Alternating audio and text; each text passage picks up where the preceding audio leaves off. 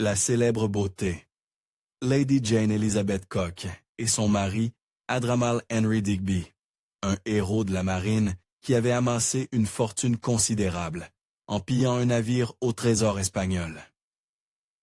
En grandissant, Jane Digby devint l'une des plus ravissantes roses anglaises de son époque. Elle avait une peau pâle et laiteuse, des yeux perçants et grands, et des cheveux blonds comme le lin.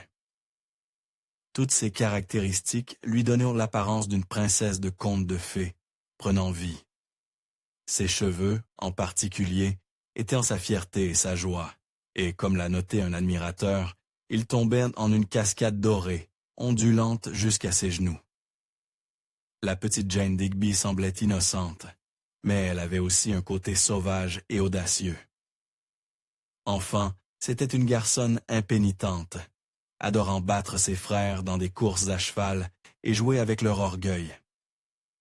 Puis, en devenant encore plus belle, le prince de Galles la qualifia un jour, sans aucun doute, de la plus belle femme d'Angleterre. Elle commença alors à jouer avec les hommes.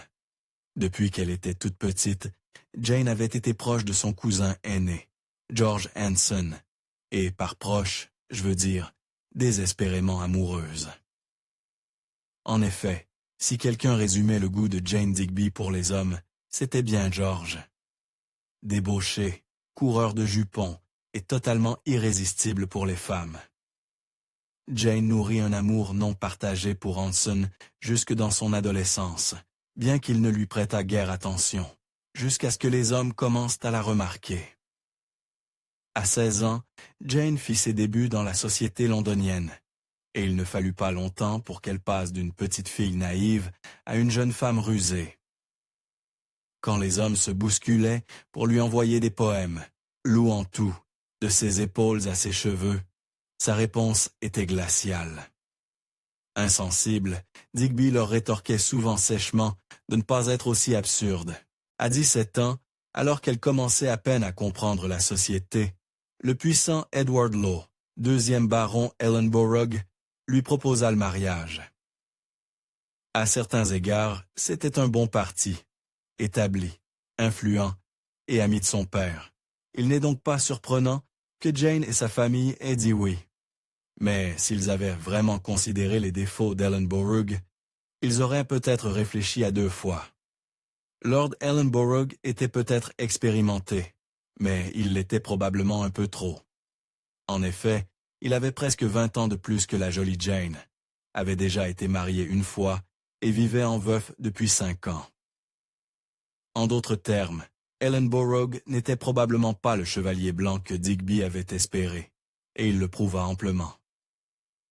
Peu après leur mariage, Lord Ellenborough commença à complètement ignorer sa beauté primée.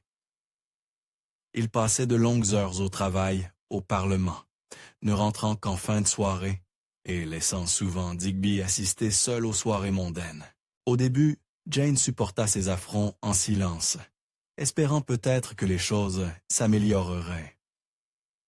Bien que Digby ait pu croire que son nouveau mari était un vieux rabat-joie trop absorbé par son travail pour s'amuser un peu, elle se trompait lourdement.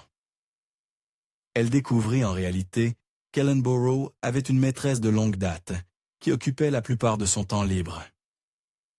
Pour ajouter l'insulte à l'injure, cette maîtresse vivait dans la même ville, Brighton, où le couple avait passé sa lune de miel. Eh bien, après cela, Jane enleva ses gants. Il n'y a rien de tel qu'une femme bafouée, et cela valait double pour Jane Digby. Elle commença à se rapprocher du cercle social, jeune et animé d'Ellenborough, tout en assistant seule à ses soirées. À tel point que sa famille l'avertit qu'elle se comportait de manière indécente. Ils avaient raison. Pendant tout ce temps, Digby cherchait un homme sur qui jeter son dévolu. L'homme avec qui Jane entama une liaison n'était autre que son ancien béguin et cousin, le colonel George Anson. George avait enfin remarqué sa petite cousine, maintenant qu'elle était censée être hors du marché. Et Jane Digby monta alors les enchères.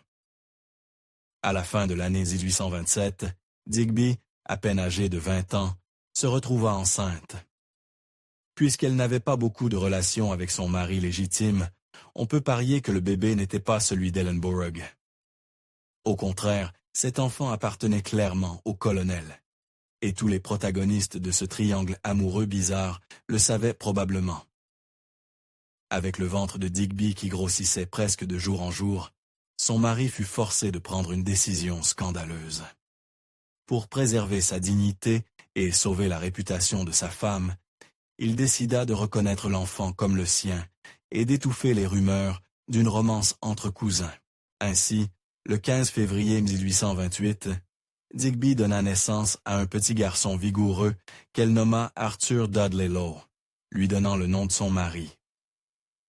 Après tout ce tumulte, on pourrait penser que la vie de Jane Digby aurait dû se calmer, ne serait-ce qu'un peu.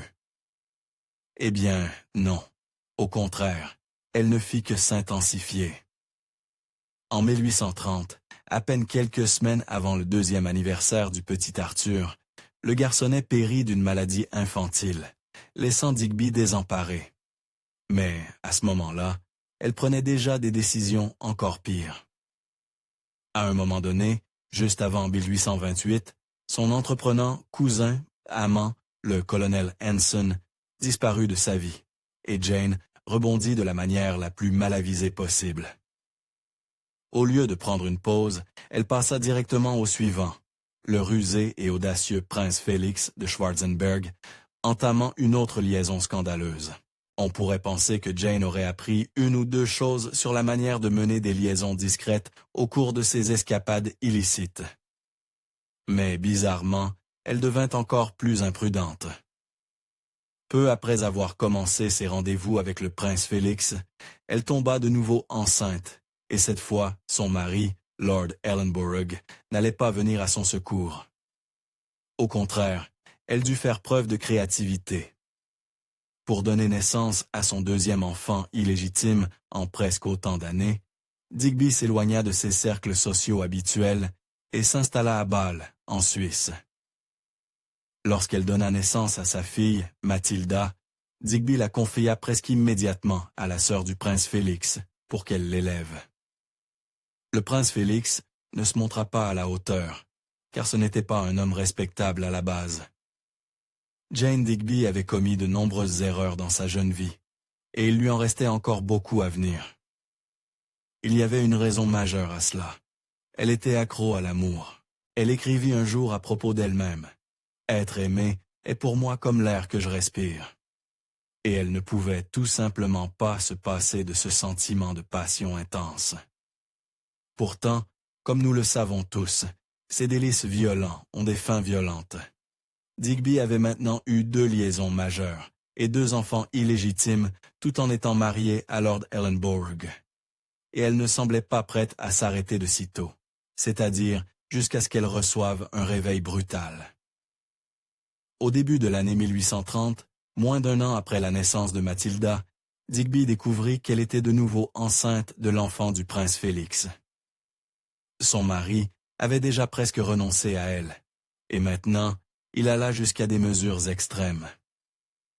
1830 fut l'une des années les plus dramatiques de toute la vie de Jane Digby, et c'est peu dire. Lorsque Lord Ellenborough apprit la bonne nouvelle, il coupa les ponts avec Digby complètement et divorça d'elle par un acte du Parlement. Cela eut des conséquences désastreuses. Les gens désapprouvaient le divorce à cette époque, surtout lorsque l'épouse était la partie fautive. Sans surprise, lorsque Digby se sépara d'Ellenborough, elle scandalisa la haute société, et avec tous ses secrets exposés au grand jour, les gens la regardaient de haut comme l'une des femmes les plus promiscues et déchues de son temps. Mais il y avait un détail clé que le public ignorait. Une des raisons pour lesquelles Ellenborough attendit si longtemps pour quitter Digby était que divorcer d'une femme pour cause d'infidélité était également considéré comme embarrassant pour lui. En effet, des preuves le suggèrent que c'était Jane qui voulait sortir de ce mariage plus qu'Ellenborough. Pourquoi? Lorsqu'Ellenborough porta les documents de divorce au Parlement, Digby choisit délibérément de ne pas se défendre. Elle ne mentionna même pas les infidélités de son mari, probablement pour accélérer le processus. Cet hiver 1830, Digby, officiellement libre, donna naissance à son deuxième enfant avec le prince, qu'elle nomma également Félix. Et quelques jours seulement après l'avoir mis au monde, elle vit son fils mourir, tout comme son premier bébé. C'en était assez pour briser n'importe qui, et Jane avait plus que jamais besoin de soutien, mais elle n'en reçut aucun. Bien que la grossesse soit un effet secondaire bien connu et courant des escapades amoureuses, le prince Félix fut apparemment dégoûté et agacé que sa maîtresse lui donne un autre enfant. Et sa réaction fut glaciale. Une fois le bébé décédé, le prince Félix abandonna Digby. Mais elle ne se laissa pas abattre par cet abandon. Au lieu d'admettre que sa liaison avec Félix était terminée, Jane, peut-être contre tout bon sens, le suivit à Munich, en Allemagne, espérant le reconquérir. Elle n'y parvint pas. À jamais à Londres, on surnomma Félix le prince de Cadland pour son geste cruel. Il y avait quelque chose de spécial chez Jane Digby. Lorsqu'elle quitta l'Angleterre pour l'Allemagne, elle était ostensiblement une femme ruinée, dont la réputation ternie aurait dû lui fermer les portes des cercles sociaux les plus élevés. Ce ne fut pas du tout le cas. Au contraire, Digby rencontra et séduisit, naturellement, le roi Ludwig Ier de Bavière, devenant sa maîtresse. C'est peut-être avec le roi Ludwig que Digby connut sa plus grande dose de luxe.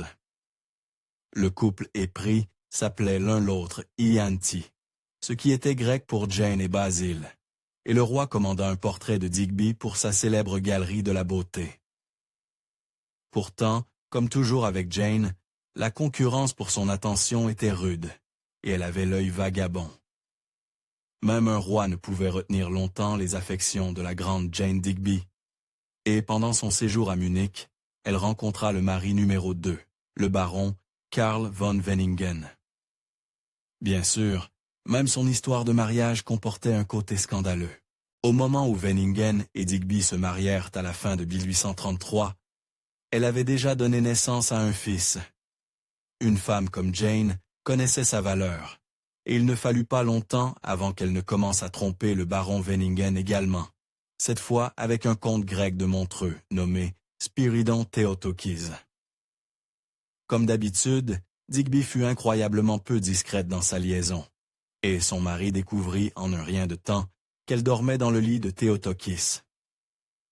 Bien que Lord Ellenborough ait fini par divorcer de Digby pour ses manières de volage, son nouveau mari trouva une solution plus dramatique. Wenningen défia l'Adonis grec en duel. Et chose incroyable, il gagna, blessant Theotokis pendant le combat et marquant son territoire une fois pour toutes. Mais même si le mari de Jane avait remporté la bataille, il l'abandonna néanmoins. Non seulement cela, mais il lui offrit les meilleures conditions dans leur séparation, la libérant de leur union et prenant en charge lui-même les enfants qu'ils avaient eus ensemble. Et ce n'est pas tout. Wenningen devint également l'un des amis de toujours de Digby. En 1840, Jane donna naissance à un autre enfant, le fils du baron Theotokis, qu'ils nommèrent Léonidas. La petite famille déménagea en Grèce pour repartir de zéro, jusqu'à ce que le destin inflige à Digby le coup le plus cruel à ce jour. En 1846, alors que Léonidas était encore un jeune garçon, il fit une chute mortelle depuis un balcon. Jane avait déjà vu trop de ses enfants mourir, et cette fois, cela la brisa plus que jamais. Peu de mariages peuvent survivre à la perte prématurée d'un enfant. Et bien que Jane Digby fût exceptionnelle à bien des égards, elle ne fut pas différente face à l'énormité de cette tragédie. Bien qu'elle ait tout quitté pour Theotokis, le couple se sépara peu après la perte de leur fils, et Jane était de nouveau sur le marché. Au moment de la fin tragique de Léonidas, Digby avait 39 ans, et était apparemment toujours aussi magnifique qu'au jour de son premier mariage. Elle était également toujours aussi scandaleuse, peut-être même plus encore, car elle savait désormais utiliser pleinement ses charmes. Ainsi, vivant en Grèce, elle décida de jouer son rôle de patriote. Jane jeta son dévolu sur le roi grec. Le roi Otto de Grèce était d'une beauté éclatante, notoirement infidèle à sa femme, et près de 10 ans plus jeune que Jane Digby. Et si vous pouvez le croire, Otto n'était autre que le fils du roi Ludwig Ier de Bavière. Avec cette conquête douteuse en poche, cependant, Digby s'ennuya de nouveau et se réinventa une fois de plus, cette fois en déesse de la guerre. Apparemment lasse des aristocrates, Jane Digby s'enticha ensuite du héros et général grec Christodoulos Hadjipétros, qui était quelque chose comme un Achille et un Ajax réunis en un seul homme. Cela changea la vie de Digby en un instant. L'aventurière fougueuse avait enfin trouvé quelqu'un capable de suivre ses frasques, et il ne fallut pas longtemps pour que le couple rebelle se mette à faire des bêtises. En s'amusant avec Hadjipétros, Digby troqua les chambres royales pour des grottes poussiéreuses et passait ses journées à galoper sur des chevaux et à chasser pour se nourrir. Mais cela ne suffisait pas pour elle. En un rien de temps, Digby commença à se présenter comme la reine de ses armées et de sa bande de compagnons hétéroclites. Bien que Digby s'amusât follement à jouer les boudikas avec Hadjipétros et ses amis, cette romance finit elle aussi par s'éteindre. La grande Jane Digby quitta la vie de Hadjipétros un jour. Sa raison? Elle le surprit en train de la tromper et refusa de se réconcilier. Peut-être étonnamment, l'histoire n'a jamais vraiment cherché à dépeindre Digby comme une écervelée frivole, et à juste titre. Elle était aussi intelligente que scandaleuse, remarquablement intelligente même. Dès son plus jeune âge, Digby maîtrisait les langues, et à l'âge adulte, elle parlait 8 langues étrangères avec la fluidité d'une native. En approchant de la quarantaine, Digby commença à ralentir et à se calmer dans ses intrigues et trahisons. Eh bien, non. En fait, elle ne le fit pas. En réalité, sa prochaine aventure fit sa légende. Après avoir épuisé tous les hommes d'Europe occidentale, Digby voyagea au Moyen-Orient pour explorer de nouveaux horizons. Ce qu'elle trouva fut une histoire d'amour, comme elle n'en avait jamais connu. Au Moyen-Orient, Digby rencontra et tomba amoureuse du cher Medjouel El-Mezrab. Et oui, Jane avait connu plus que son lot d'amants, mais le cher était d'une toute autre trempe. Chef d'une tribu syrienne, il captiva l'intérêt de Digby bien plus que les nobliaux et les freluquets avec lesquels elle avait joué auparavant. Quand Digby rencontra le cher, elle avait 46 ans contre ses 26, et le cher était tellement à la hauteur pour satisfaire Digby que quelque chose de totalement nouveau se produisit. Juste après avoir rencontré Medjouel El-Mezrab, Digby officialisa leur union et l'épousa lors d'une cérémonie musulmane. Mais la surprise ici est qu'elle resta avec le cher pour toujours. Ils restèrent mariés et amoureux pour le reste de ses jours, mais ne pensez pas pour autant qu'elle se calma. Pendant son temps avec le cher, Digby adopta des vêtements de style arabe, apprit l'arabe et se vit attribuer le surnom de Cheika al-Laban, ce qui signifie Cheika mère de lait, pour sa peau pâle et laiteuse. Puis, une fois qu'elle fut à l'aise, le cher lui montra un tout nouveau monde. Selon les rapports, lorsque le cher posa les yeux sur Digby pour la première fois, il sut avec certitude qu'elle était celle qu'il lui fallait, et il le sut en quelques secondes. Il y avait juste un hic. Il avait une femme. Pourtant, selon les récits, Medjouel El-Mezrab proposa de divorcer de sa femme actuelle sur le champ pour pouvoir prendre Digby dans ses bras. Digby ne s'y opposa pas, là où auparavant Digby avait passé sa vie, soit dans les sommets du luxe, soit dans les grottes littérales d'une existence nomade. Medjouel El-Mezrab posa la question importante. Pourquoi pas les deux? Ensemble, ils passèrent la moitié de l'année à vivre dans des tentes au milieu du désert. Tandis que l'autre moitié, ils s'installaient dans une immense villa que Digby avait fait construire sur mesure à Damas. Là-bas, elle rencontra des amis célèbres. Une fois femme du monde, toujours femme du monde. Et Digby trouva le moyen de se lier d'amitié avec la haute société européenne, même au cœur de la Syrie. En vivant dans sa villa à Damas, elle devint amie proche des célèbres et très coloniaux aventuriers, Sir Richard Burton et sa femme Lady Isabella Burton. Mais les bons moments ne pouvaient durer éternellement. On ne se lasse pas de Jane Digby aujourd'hui, et à l'époque, les gens ne pouvaient s'arrêter de parler d'elle non plus. Incroyablement, elle fut le sujet de 8 romans de son vivant, dont un par l'écrivain français classique Honoré de Balzac. Son personnage, Lady Arabella Dudley, était un portrait si peu voilé et intime de Digby que les gens murmuraient qu'ils avaient aussi été amants. Bien que Digby vécût jusqu'à l'âge respectable de 74 ans, sa fin fut tout sauf belle. Le 11 août 1881, l'aventurière légendaire succomba à une fièvre et à la dysenterie. Ce n'est certainement pas une manière de quitter ce monde. Et encore une fois, Digby avait de plus grands projets pour son adieu. Fidèle à elle-même, Jane Digby insista pour que l'un de ses chevaux préférés assiste à ses funérailles. Le cher respecta ses dernières volontés et regarda sa défunte épouse être mise en terre, debout à côté de son fidèle destrier. Merci d'avoir regardé History Exposé. Si vous aimez découvrir les meilleures histoires de l'histoire, aimez et abonnez-vous pour continuer à explorer avec nous. N'oubliez pas de visiter notre page principale, Fact and Age, pour d'autres faits incroyables surtout.